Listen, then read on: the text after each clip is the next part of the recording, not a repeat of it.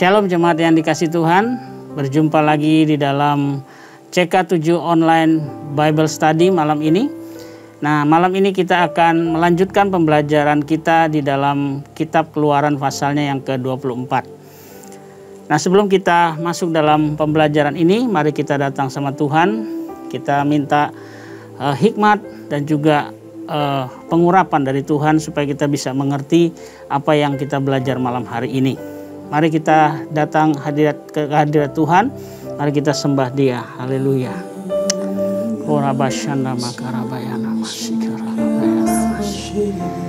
Haleluya. Terima kasih buat kebaikan. Terima kasih buat kasih setiamu Tuhan. Terima kasih, Kau sungguh baik. Oh, haleluya. Allah yang setia,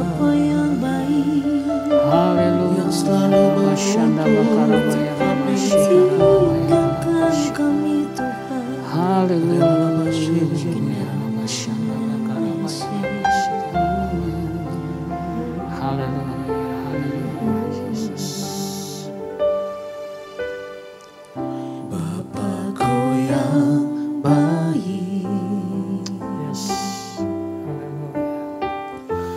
Sangat ku cinta. Amin. Lebih dari segalanya di dalam hidupku. Katakan Bapakku yang baik. Bapakku yang baik. Yes, Lord. Terima kasih Tuhan. Yang ku perlu, lebih dari segalanya, kasih-Mu bagiku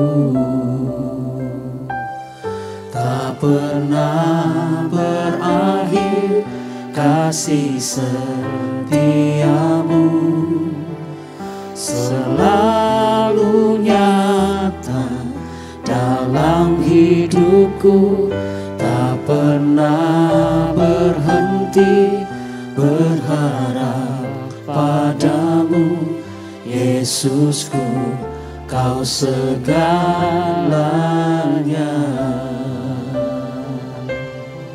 Haleluya. Mari sekali lagi kita katakan Bapakku yang baik. Bapakku yang baik. Benar Tuhan. Haleluya. Kau sangat ku cinta. Lebih dari segalanya di dalam hidupku. Bapakku yang baik, Engkau yang ku perlu, lebih dari segalanya, kasih-Mu bagiku tak pernah berakhir, kasih setiamu selalu nyata dalam hidupku, tak pernah berhenti berharap padamu, Yesusku, Kau segalanya. Tak pernah berakhir, kasih setiamu selalu nyata dalam hidupku, tak pernah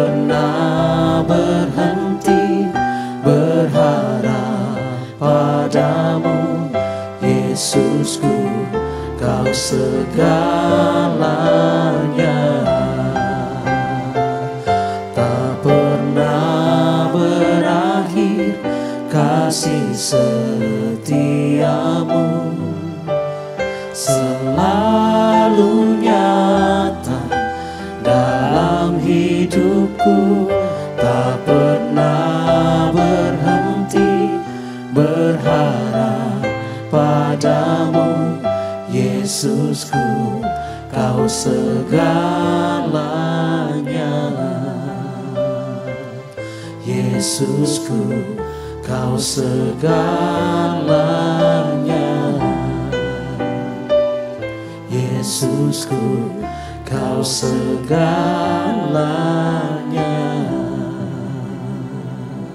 Mari sembah dia. Kau segalanya. Oh, dalam Kau Bapa yang baik. Oh, Kau segalanya bagi kami. Oh, Rabashada Baparaba yang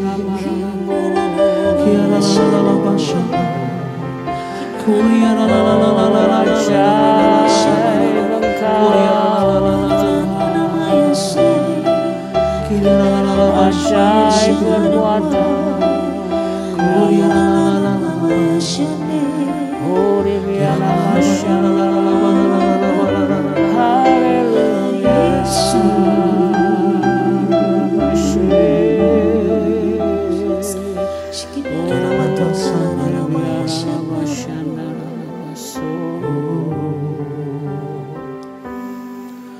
Engkau ada bersamaku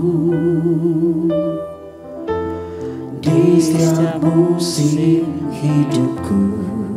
Amin. Terima kasih Tuhan. Tak pernah Kau biarkan ku sendiri.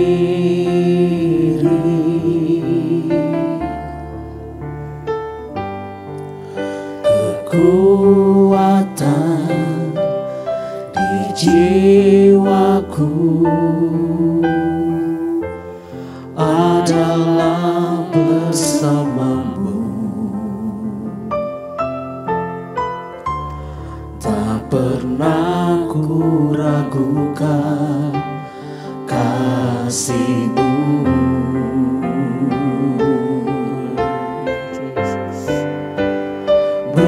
Bersamamu Bapa, ku lewati semua perkenanan-Mu yang teguhkan hatiku. Engkau yang bertindak, memberi pertolongan, anugerah-Mu besar melimpah bagiku.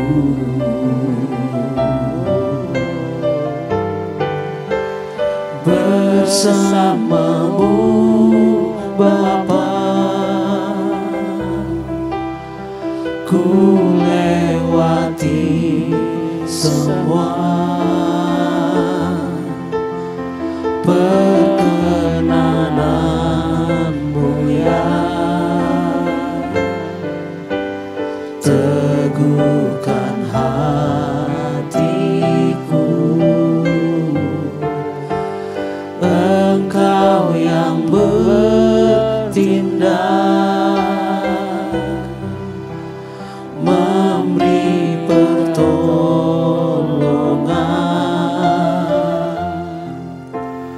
anugerah-Mu besar melimpah bagiku.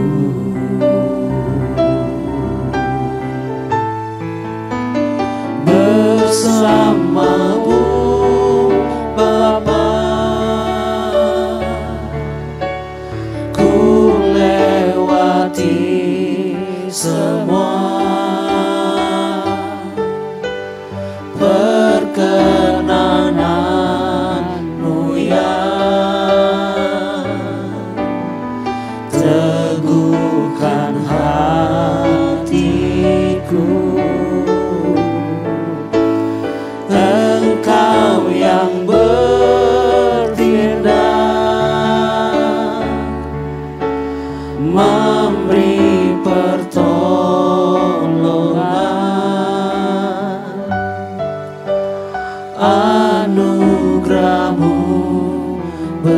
besar melimpah bagiku.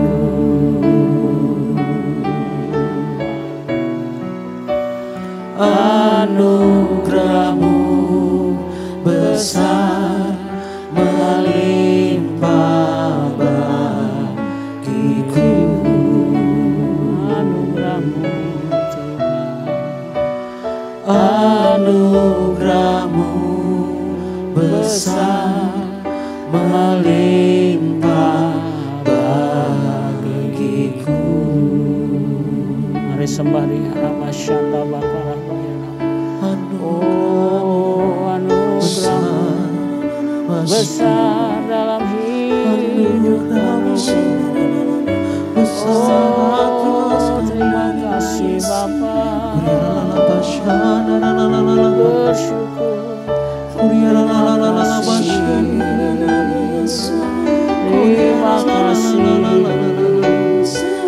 Rasulullah.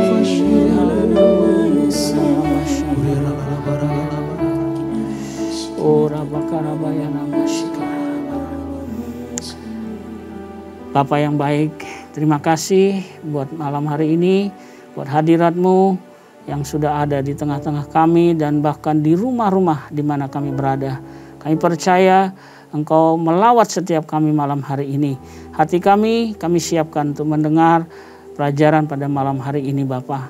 Kita berdoa biar malam hari ini kami semua mengerti akan pengajaran malam ini dan kami menjadi pelaku-pelaku firman Tuhan.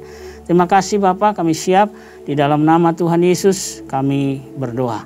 Kita yang percaya sama-sama katakan amin.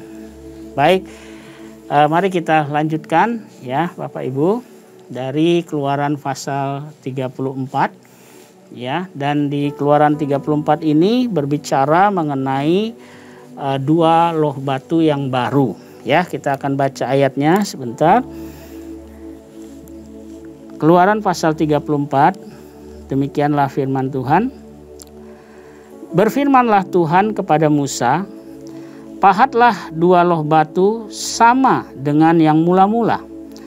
Maka aku akan menulis pada loh itu segala firman yang ada pada loh yang mula-mula, yang telah kau pecahkan.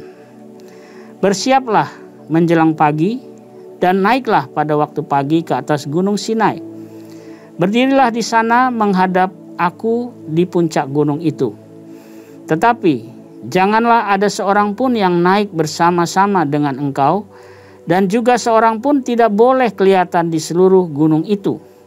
Bahkan kambing domba dan lembu sapi pun tidak boleh makan rumput di sekitar gunung itu. Lalu Musa memahat dua loh batu sama dengan yang mula-mula. Bangunlah ia pagi-pagi dan naiklah ia ke atas gunung Sinai seperti yang diperintahkan Tuhan kepadanya, dan membawa kedua loh batu itu di tangannya. Turunlah Tuhan dalam awan, lalu berdiri di sana dekat Musa serta menyerukan nama Tuhan. Berjalanlah Tuhan lewat dari depannya dan berseru, Tuhan, Tuhan, Allah penyayang dan pengasih, panjang sabar, berlimpah kasih-Nya dan setia-Nya, yang meneguhkan kasih setia-Nya kepada beribu-ribu orang, yang mengampuni kesalahan, pelanggaran dan dosa, tetapi tidaklah sekali-kali membebaskan orang yang bersalah dari hukuman, yang membalaskan kesalahan bapa kepada anaknya dan cucunya, kepada keturunan yang ketiga dan keempat. Segeralah Musa berlutut ke tanah, lalu sujud menyembah serta berkata, jika aku telah mendapat kasih karunia di hadapan-Mu ya Tuhan, berjalanlah kiranya Tuhan di tengah-tengah kami, sekalipun bangsa ini suatu bangsa yang tegar tengkuk, tetapi ampunilah kesalahan dan dosa kami, ambillah kami menjadi milik-Mu.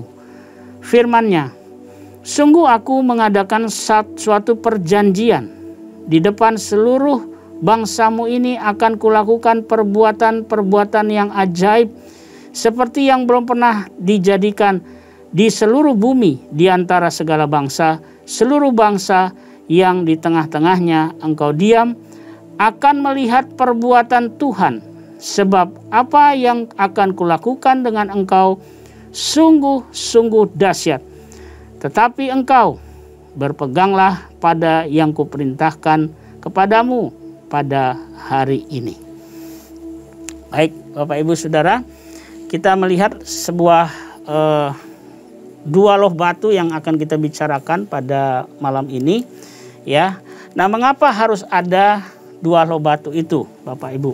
Ya, karena ada sebuah perjanjian di awal dengan Tuhan yang dilanggar oleh orang Israel. Dan Tuhan itu akan memulihkan perjanjian itu kembali. Nah, bangsa Israel itu sebenarnya sulit banget ya, karena mungkin tegar tengkuk ya.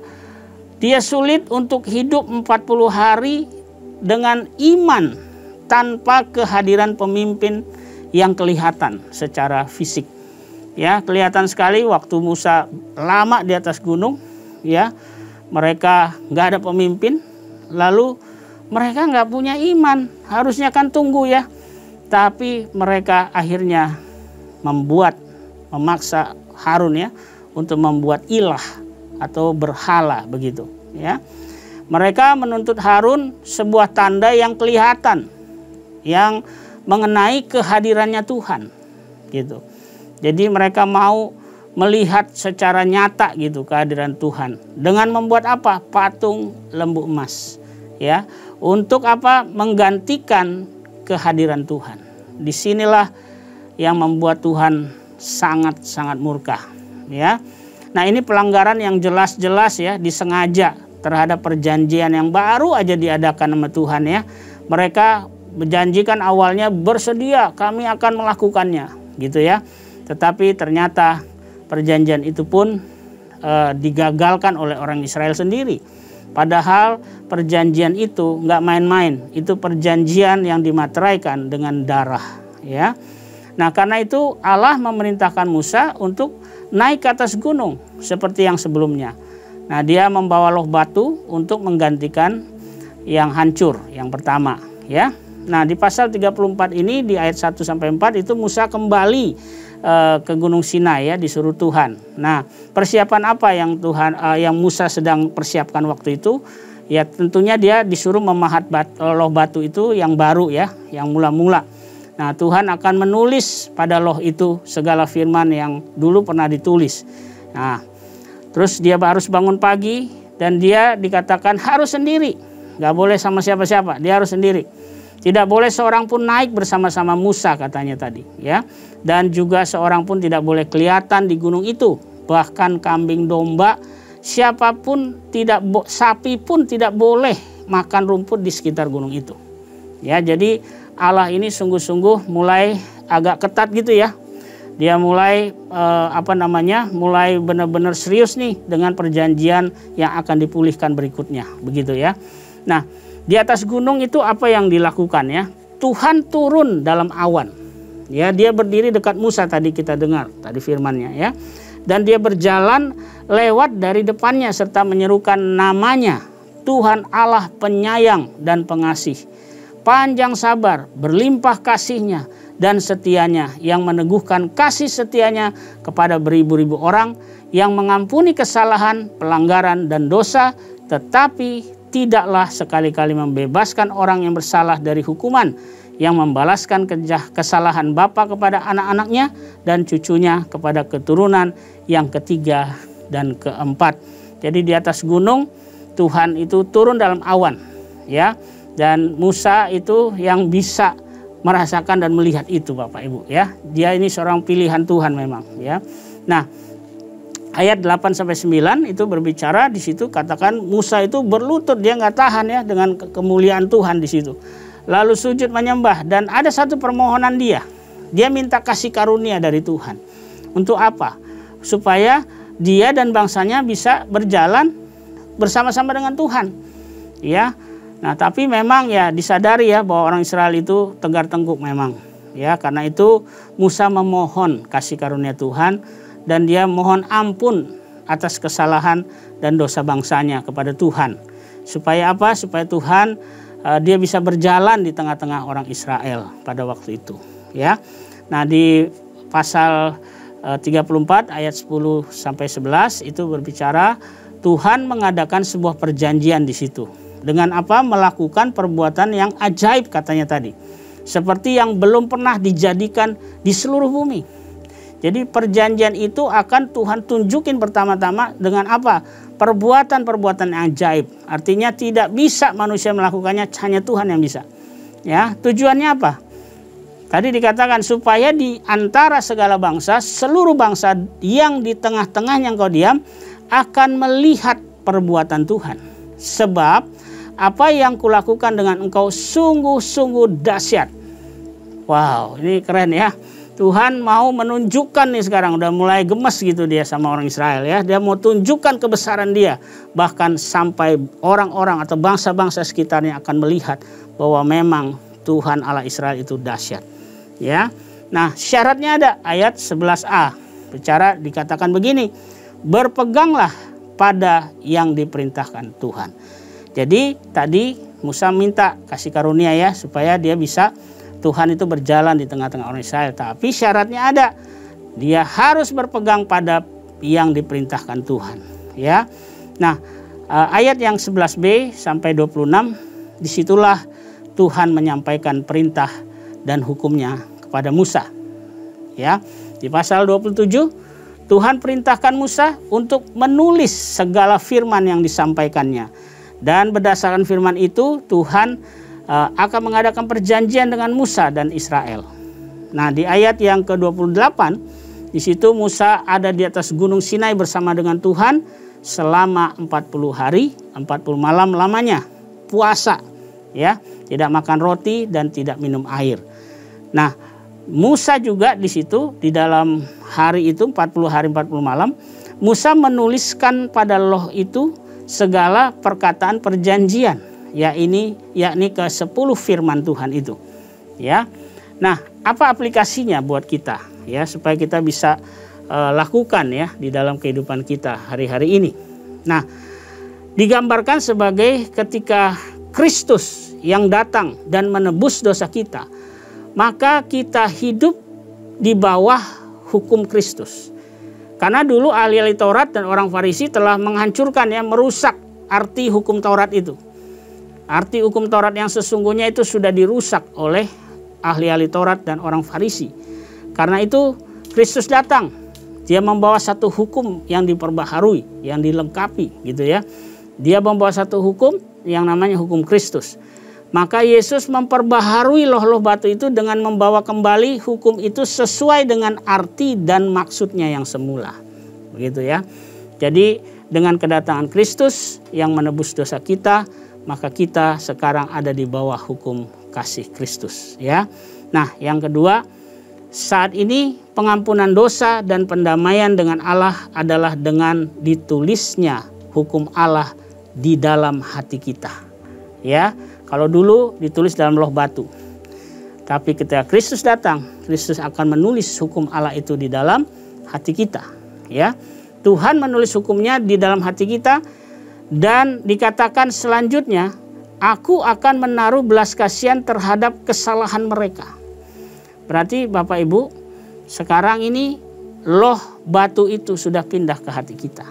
Ya, Tuhan menulis perintahnya itu sekarang di hati kita dengan kedatangan Kristus, dan Tuhan menyatakan bahwa di dalam tubuh kita ini juga adalah baitnya Allah. Disinilah loh itu ditulis, perintah-perintah itu ditulis oleh Tuhan. Ya. Nah, yang ketiga, syarat agar Allah bisa menulis hukumnya di dalam hati kita. Bagaimana caranya? Syaratnya apa? Kita harus mempersiapkan hati kita untuk percaya dan menerima Kristus sebagai satu-satunya Tuhan dan juru selamat dalam hidup kita. Ya, nah hati yang keras ya itu harus dipahat dengan sadar dan rendah hati akan dosa. Ya, waktu kita mau firman Tuhan itu masuk di dalam hati kita, ditulis dalam hati kita, kita harus menjauhi yang namanya dosa. Ya. Nah, dosa dan kejahatan yang begitu banyak itu harus dibuang supaya di dalam hati kita Allah bisa menulis hukumnya. Nah, hati yang harus itu hati kita tuh harus sampai ditempa ya, sampai halus ya, supaya firman itu bisa dapat tempat di dalam hati kita. Nah, saya mau katakan begini, ada satu tujuan penting. Apa yang harus kita simpan dalam hati kita? Ya, bukan dendam, sakit hati, kepahitan, tetapi adalah firman Tuhan. Karena itu, kalau masih ada dendam, sakit hati, ada kejahatan dalam hati kita, itu harus dibuang dulu.